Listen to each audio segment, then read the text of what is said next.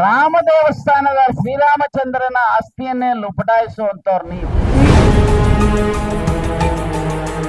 ರಾಮನ್ ದೇವಸ್ಥಾನಲ್ಲಿ ಲೂಟಿ ಮಾಡ್ತಾರೆ, ಅಲ್ಲಿ RSS ನ ಗುರುದಕ್ಷಿಣೆಯಲ್ಲಿ ಎಷ್ಟು ಲೂಟಿ ಆಗಿದೆಯೋ.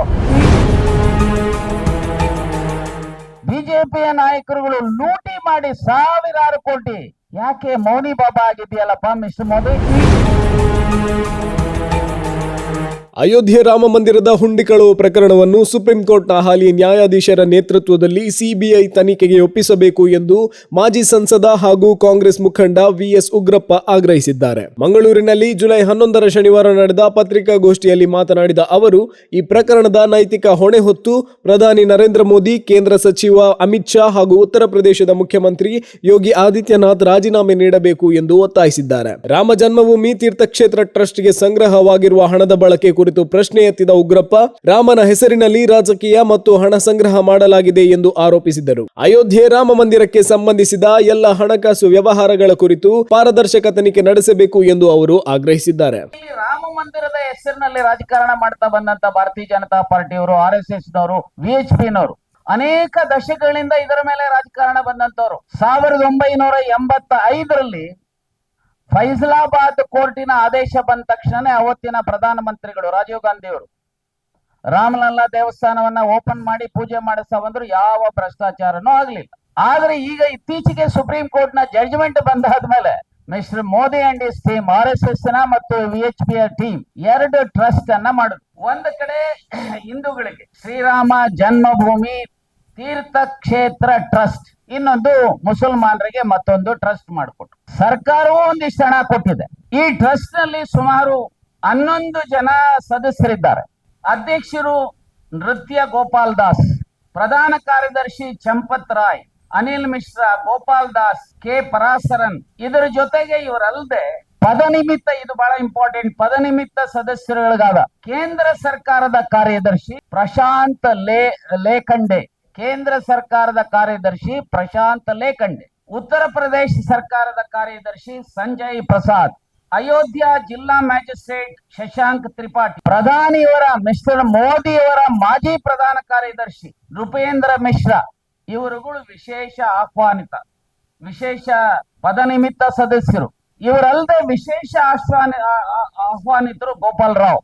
ಇವರೆಲ್ಲರೂ ಈ ಟ್ರಸ್ಟ್ ಅಲ್ಲಿ ಇರಬೇಕಾದ್ರೆ ಈ ಟ್ರಸ್ಟ್ ಗೆ 1990ರಿಂದ ಒಂದು ಕಡೆ ರಥಯಾತ್ರೆ, ಇನ್ನೊಂದು ಕಡೆ ಇಟ್ಟಿಗೆ ಯಾತ್ರೆ, ಸಾವಿರಾರು ಕೋಟಿ ಕಲೆಕ್ಷನ್ ಅನ್ನ ಮಾಡಿದ್ದಾರೆ.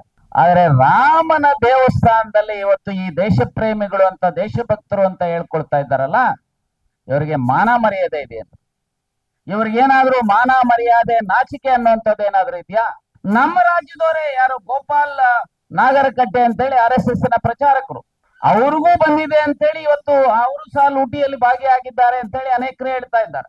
ನಾನು ನಿಮ್ಮ ಮೂಲಕ ಹೇಳಿಕೆ ಬಯಸ್ತೇನೆ, ರಾಮ ದೇವಸ್ಥಾನದ ಶ್ರೀರಾಮಚಂದ್ರನ ಆಸ್ತಿಯನ್ನೇ ಲುಪಟಾಯಿಸುವಂತವ್ರು ನೀವು ದೇಶ ಪ್ರೇಮಿಗಳೇನ್ರಿ?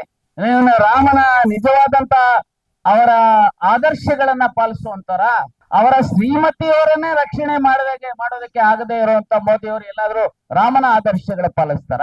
ಕೆಲಸಕ್ಕೆ ಬರದೇ ಇರುವಂತ 8 ಜನರನ್ನ ಅವ್ರನ್ನ ಅರೆಸ್ಟ್ ಮಾಡ್ತಾರೆ. ಆದ್ರೆ ನಾನ್ ನಿಮ್ಗೆ ಕೇಳ್ತೇನೆ, ಅಲ್ರಿ, ಇಷ್ಟು ಜನ RSS ಪ್ರಚಾರಕರುಗಳು, RSS ನ ನಾಯಕರುಗಳು, ವಿಶ್ವ ಹಿಂದೂ ಪರಿಷತ್ತಿನ ನಾಯಕರುಗಳು, ಬಿಜೆಪಿಯ ನಾಯಕರುಗಳು ಲೂಟಿ ಮಾಡಿ ಸಾವಿರಾರು ಕೋಟಿ. ಯಾಕೆ ಮೌನಿ ಬಾಬಾ ಆಗಿದೆಯಲ್ಲಪ್ಪ ಮಿಸ್ಟರ್ ಮೋದಿ? ಯಾಕಪ್ಪ ಮೌನಿ ಬಾಬಾ ಆಗಿದೆಯಾ ಮಿಸ್ಟರ್ ಅಮಿತ್ ಶಾ? ಯಾಕಪ್ಪ ಮೌನಿ ಬಾಬಾ ಆಗಿದೆಯಾ ಯೋಗಿ ಆ ಉತ್ತರ ಪ್ರದೇಶ ಮುಖ್ಯಮಂತ್ರಿಗಳು? ನಾಚಿಕೆ ಆಗೋದಿಲ್ವೇನ್ರಿ? ರಾಮನ್ ದೇವಸ್ಥಾನ ಲೂಟಿ ಮಾಡ್ತಿರಲ್ರಿ.